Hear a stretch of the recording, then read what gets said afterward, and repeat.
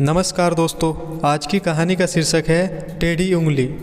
रूही, वंश और जूही को भी अपने साथ जल्दी ले आना, मुझे भी थोड़ी मदद मिल जाएगी। सविता बैग में किताब रखते हुए बोली।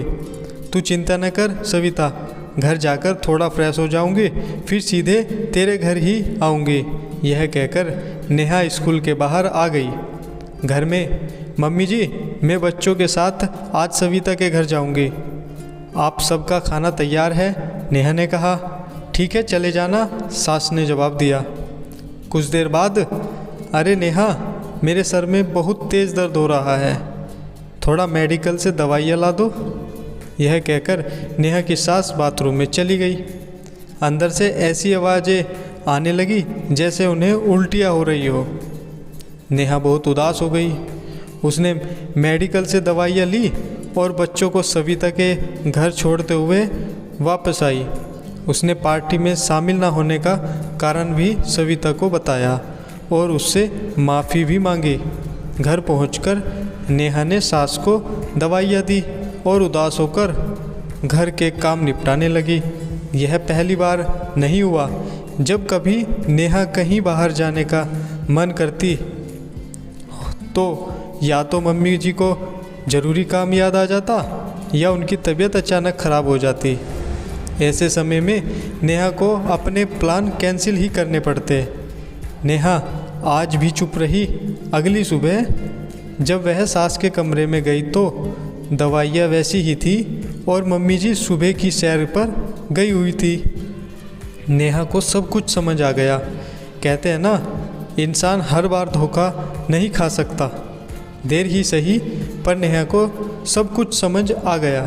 वह पार्टी आदि में सम्मिलित ना हो पाए, इसलिए मम्मी जी ने यह बहाना अपनाया। हमेशा की तरह जब भी नेहा का कहीं पार्टी, सहेली, मायके या रिश्तेदार के घर जाने का होता तो किसी न किसी तरीके से नेहा की सास उसे रोक देती।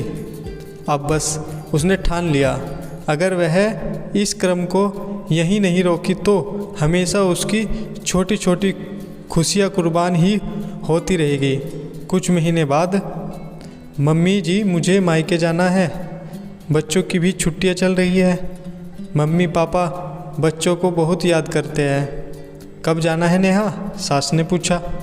जी कल ही चले जाऊंगी, 3 घंटे का तो रास्ता है, कल निकलूंगी तो 7 दिन बाद ही वापस आऊंगी, नेहा ने कहा। अगले दिन, अरे नेहा, मुझे बहुत बेचैनी सी हो रही है, लगता है मेरा बीपी कम हो गया है, सीने में भी हल्का हल्का दर्द हो रहा है, नेहा की सास करहाते हुए बोली। मम्मी जी, आप चिंता न करें, आराम करिए, मैं कुछ करती हूँ, मेरी चिंता न करो नेहा, तुम अपने मायके चले जाओ। मेरा तो यह हमेशा लगा ही रहेगा। कैसी बातें कर रही है मम्मी जी, इस हालत में आपको छोड़कर जाऊंगी तो मुझे भी अच्छा नहीं लगेगा।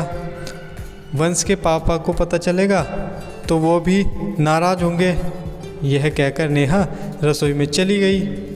कुछ देर बाद, मम्मी जी, डॉक्टर साहब आए हैं, वह आपका बीपी चेक करेंगे और दवाइयाँ भी देंगे, आप थोड़ा बैठ जाइए। डॉक्टर? यह कहकर नेहा की सास चौंक पड़ी। वाकई सामने डॉक्टर थे। उन्होंने बीपी और सब कुछ चेक किया। बीपी तो बिल्कुल नॉर्मल है, हाँ शायद थोड़ी गैस की समस्या हो गई है। खाना खाने के बाद थोड़ा अजवाइन खा लीजिए, आपको दवाई की भी ज़रूरत नहीं होगी। जी डॉक्टर साहब, आप जैसा बोलेंगे मम्मी जी वैसे ही करेगी, कोई डरने की बात तो नहीं है? नेहा ने पूछा। नहीं नहीं, सी इज़ परफेक्टली फाइन, यह कहकर डॉक्टर चले गए और इधर नेहा अपनी मम्मी को फ़ोन करके अपने आने की खबर देने लगी। दोस्तों, यह कहानी पूर्णतः सत्य घटना से प्रेरित है। इस कहानी के माध्यम से किसी भी रिश्ते के साथ खिलवाड़ या गलत साबित करना नहीं है, बल्कि यह बताना है कि चाहे सास बहू, ननद, पति पत्नी, ससुर भाई बहन किसी का भी रिश्ता क्यों न हो, अगर घी सीधी उंगली से ना निकले तो उंगली टेढ़ी करने में ही भलाई है।